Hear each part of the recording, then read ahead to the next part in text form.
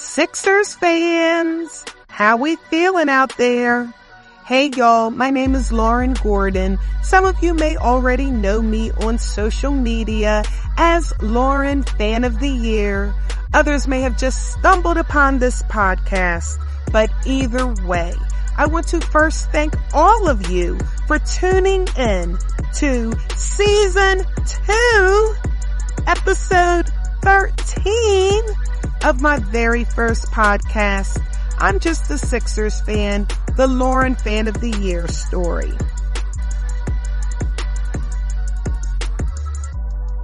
Now let's continue the story. Y'all, the time is now Sunday, June 20th, 2021. It's also Father's Day, and my number one seed, Philadelphia 76ers, were just eliminated in the second round of the NBA playoffs by the fifth seed Atlanta Hawks in a Game 7. There were 20 lead changes, and there were 19 ties. Kevin Huerter had 27 points. Trae Young had 21 points. Our Joel Embiid had 31 points, 11 rebounds. Tobias Harris had 24 points, 14 rebounds.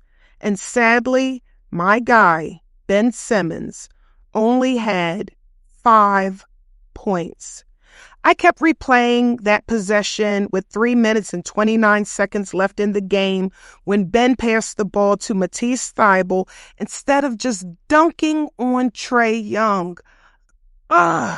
He could have tied the game and maybe even gotten fouled to put us up by a point.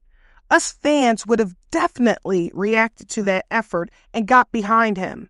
It makes me sick just thinking about it. But then, y'all, I have to remember, basketball is a team sport. It should have never come down to that one possession. But the fact that Ben only had 5 points didn't help. Did he not understand that he was in the playoffs, a Game 7, a do-or-die game? And I couldn't help but to think about Joel Embiid's window of opportunity to win a championship is slowly closing, especially with all of his injuries. We will never have a path to a championship this easy ever again. The Atlanta Hawks didn't beat us. We gave up and didn't want it. I was so disappointed. I just had to bawl my eyes out and just get all of that emotion out of my system, and it helped relieve that lump that was in my throat.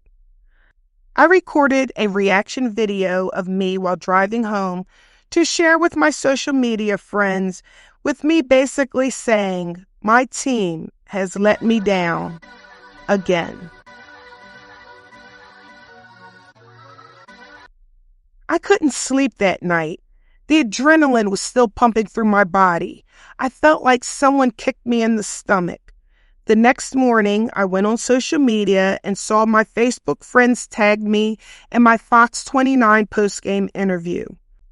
And what's crazy is, y'all, that week leading up to Game 7, I had appeared on 6 ABC, NBC 10, and Fox 29.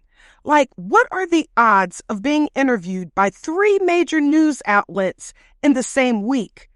I was just a Sixers fan in the right place at the right time.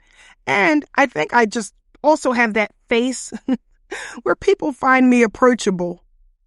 Well, anyway, I remember scrolling through social media, just trying to read everyone's reaction to being eliminated, and most people were blaming Ben. Now, don't get me wrong, I was mad at Ben too, but I didn't like some of the comments that were being made. After pretty much reading everything on social media, I turned on my television only to see the post-game interview with John Collins from the Atlanta Hawks sitting there at the press table, looking all smug, wearing a T-shirt with the print of him dunking and posterizing Embiid. As I watched the interview, I was like, oh, you little, and I cussed him out through the television. As I stood in the middle of my living room, I looked at John Collins with disgust, and I thought, It's bad enough you eliminate my team, and now you got to disrespect us? Really? And once again, as a fan, y'all, I took that personally. I added John Collins to my list of players that I didn't like. In fact, at that point, he topped Giannis from the Milwaukee Bucks. Remember, at this point, I had Giannis at the top of my players I do not like list after earlier in the season, he disrespected us by sitting on our court after beating us, and then he turned around post-game saying that he owned the Sixers court. Well, I thought that was pretty disrespectful. But now I thought John Collins wearing that T-shirt of him posterizing Joel Embiid now topped Giannis's disrespect. Sixers fans flooded social media. Everyone had an opinion, and I wanted to read it all. Questions were raised. Was the process a failure? Is the process officially over? Sam Hinkie's plan was to build through the draft to put us in the best situation to win a championship.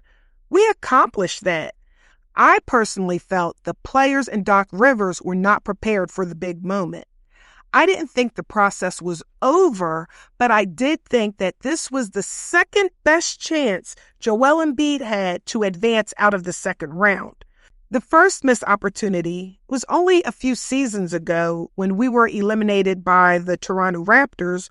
That's when Kawhi Leonard hit that quadruple doink, and we had a solid roster with Jimmy Butler and JJ Redick. We're only given so many chances. We have to take full advantage of those moments. Y'all, it seems like when you lose and things aren't going well, clearly someone has to be the blame. It has to be someone's fault. The consensus amongst not just Sixers fans, but NBA fans and sports fans alike was that we were eliminated because of Ben Simmons. And that made me sad because I was like, yes, Ben struggled in the playoffs, for sure. But let's not forget that Joel Embiid was injured and Ben Simmons, along with Tobias Harris and Seth Curry, carried this team so that Embiid could rest.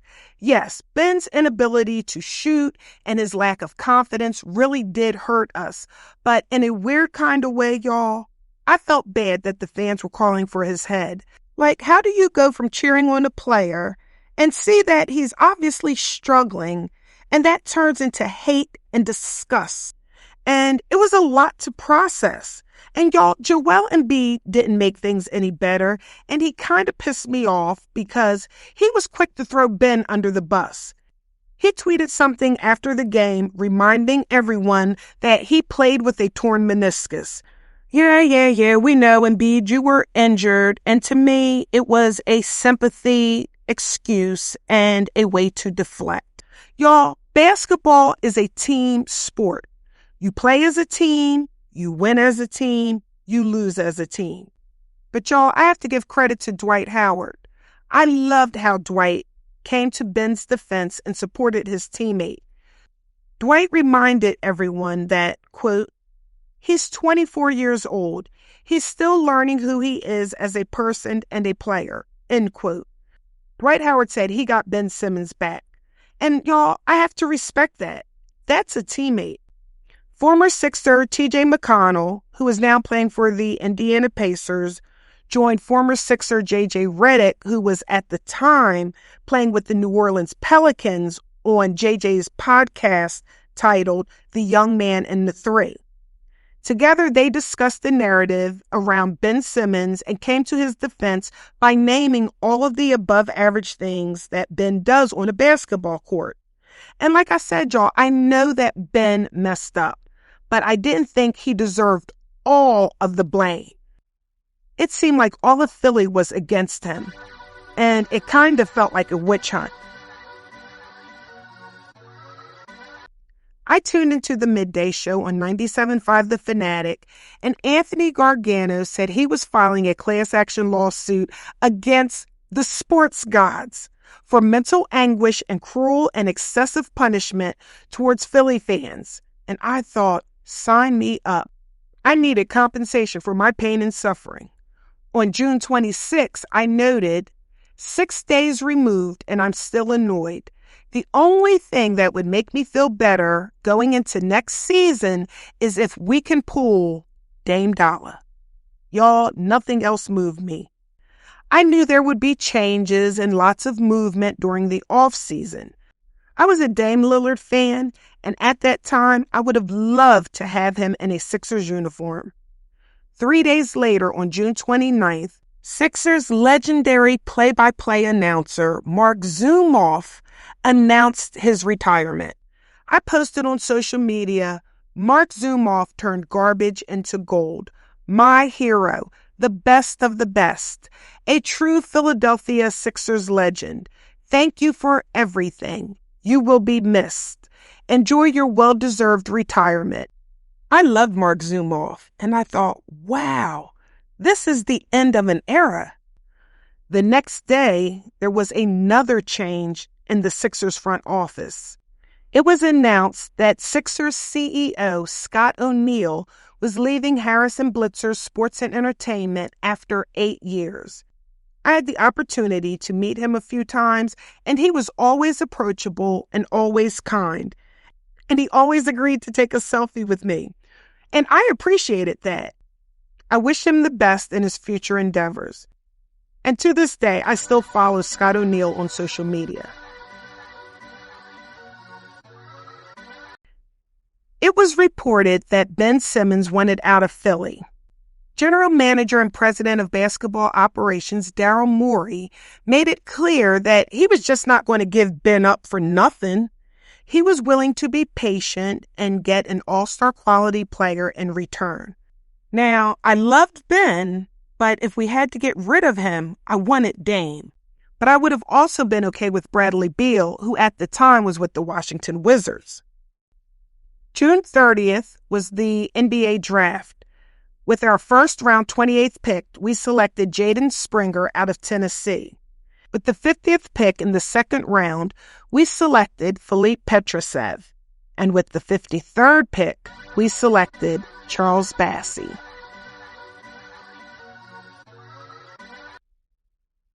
Y'all, the time is now July of 2021. A lot of us Sixers fans were still hurting, and we hadn't gotten over the fact that we were eliminated by the Atlanta Hawks in a Game 7, and a lot of fans were still blaming Ben Simmons, and the anger was mounting. On July 8th, Danny Green came out with, quote, "I love our fans, but when things aren't going well, they can turn on you. That's one thing that I would disagree with or dislike," end quote. So basically, Danny Green thought Sixers fans could have been more supportive to Ben Simmons during these tough times. And I thought, pause, is Danny Green trying to say that Ben Simmons would have played better if he had gotten more support and encouragement from the fans?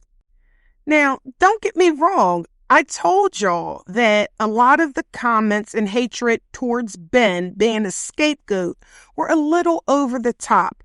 But at the same time, I felt like the fans had a right to express the frustration in how they were feeling. Danny Green obviously don't understand the fact that as fans, we patiently waited 20 years to get out the second round. And don't forget, the majority of Philadelphia Sixers fans bought into the process. Sixers fans are loyal. We spend our hard-earned money to support this team and organization only to see an out-of-shape, injured Joel Embiid and a player who refuses to improve and develop a jump shot in Ben Simmons. The frustration is real, and it is warranted. Like, who is holding these players accountable? And I was like, so he is now blaming the fans? Really? The more I thought about it, the more upset I became. So I went to Twitter and sent out a tweet that read, As a diehard Sixers fan who have endured the process, hearing at dgreen_14, y'all, that was before Danny Green became the Green Ranger on social media, comments have literally made me sick to my stomach. How are we the problem? That is such a slap in the face. Well, y'all, Tyrone Johnson from 97.5 The Fanatic replied to my tweet with, a total slap to all the fans who have remained loyal while some players refuse to improve. I couldn't believe it. Us Sixers fans were hurting. And somehow the narrative had turned into it being our fault as fans, like we weren't supporting Ben Simmons through the tough times, which couldn't have been further from the truth. The Sixers organization must have been in damage control mood because legend, all-star champion Dr. J came out during an interview with Don Bell on CBS 3 and was able to empathize with the fans and could relate to what we were going through. He said as a player himself, he tried to, quote, win without boasting and lose without crying, end quote. He also said, quote, Philly fans are different, but they are the best fans in the league, end quote. Y'all, that's all I needed to hear. I didn't give a damn what Danny Green said because at the end of the day, Dr. J knew where we were coming from, and he acknowledged us as being the best fans in the league. Thank you, Dr. J. He gets us. And y'all, side note, Don Bell on CBS 3 and Crystal Rich, who at the time was on Sixers Outsiders, y'all, today they are married. I love them. They're so cute. What a sports power couple.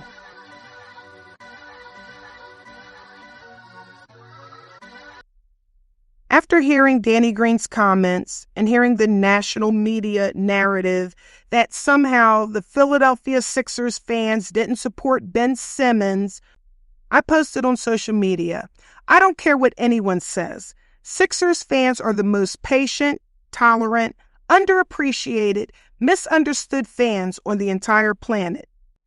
I love us. I thought about what Danny Green was saying, and at the end of the day, I think I received the message, but not the messenger. There was truth to what he was saying. But at the same time, Danny Green needs to be able to read the room. Sometimes it's all about the timing of the message. Obviously, as fans, we were still hurting. Doc Rivers and Dwight Howard had also spoke on the same thing. I think I just didn't take kindly to Danny Green being here just 1 year telling us fans how to behave. He clearly didn't understand our frustration of not being able to get over the hump and out of the second round, year after year after year. Y'all, July 15th is Dame Lillard's birthday.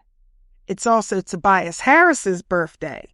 And of course, I did my Sixers birthday post when I tagged them in a photo of me with them and add a happy birthday caption. I had a photo with Tobias, but I didn't have a photo with Dame Lillard. And I thought, hopefully Tobias and Dame will become teammates this upcoming season, and I can have the opportunity to get a picture with Dame. The next day, July 16th, is Mike Scott's birthday, and he got a birthday post. 4 days later, July 20th, is Ben Simmons' birthday, and he got a birthday post. And I added the caption, he's still a Sixer, so I gotta show love. Happy birthday, Ben. And then on July 24th, just 4 days after Ben's birthday, is Furkan Korkmaz's birthday.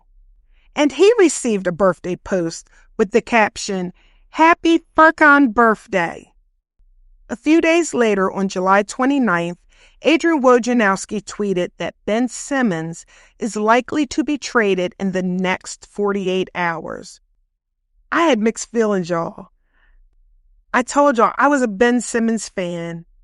I knew he messed up, and it was probably best for Ben to get a change of scenery. Honestly, I couldn't picture Ben coming back the following season.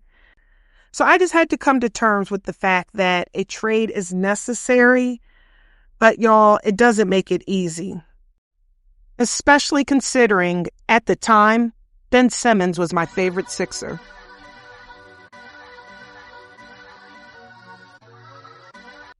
The following day, on July 30th, I have it noted that Bradley Beal wanted to stay in Washington, D.C. So at that time, Bradley Beal was off the table. And I thought, no problem. All energy should be put into getting Dame Lillard. And of course, in order to get Dame Lillard, the question came up, who would be packaged with Ben Simmons? And Tyrese Maxey's name was being floated around. So yes, I wanted Dame Lillard. And yes, I thought it was best to trade Ben, but at what cost? I really love Tyrese Maxey, and I didn't want to let him go, and I didn't want to let Matisse Thybulle go. And I posted on social media, the city of Philadelphia is going to fall in love with Tyrese Maxey. Please do not trade him. I loved everything about Tyrese Maxey, y'all. He was a bright spot on this team, and I didn't want to see him go. On August 3rd, we signed center Andre Drummond. I went to social media and posted, we got Andre Drummond on a one-year deal. Nice backup for Joel Embiid now that Dwight Howard is going back to the Lakers. Andre Drummond is turning 28 next week and can ball. This is a good move. The next day, August 4th, it was circulating on social media that Embiid liked a Damian Lillard tweet. And I thought, this is clearly a good sign, right? Was this even true, or was it just rumored? Well, y'all, everyone was locked in looking for any clues that Damian Lillard could potentially land in Philadelphia as a 76er. On that same day, a video surfaced of Joel Embiid and Daryl Morey playing tennis with the caption, "Doubling it up at Drexel campus." And in this video, y'all, they both looked relaxed and appeared to be having fun. And I thought, ooh, this is definitely a good sign that something big is going to happen. And then later that day, John Clark from NBC Sports Philadelphia reported, source confirms Yaron Weitzman report that Sixers have hired Phil Beckner as a consultant to the coaching staff. He has been a longtime trainer for, get this y'all, Damian Lillard. I quickly shared that report on social media and told all of my Facebook friends, if this isn't a sign, then I don't know what is. Y'all, it's going to happen. It's going to happen. We're going to get Dame Lillard.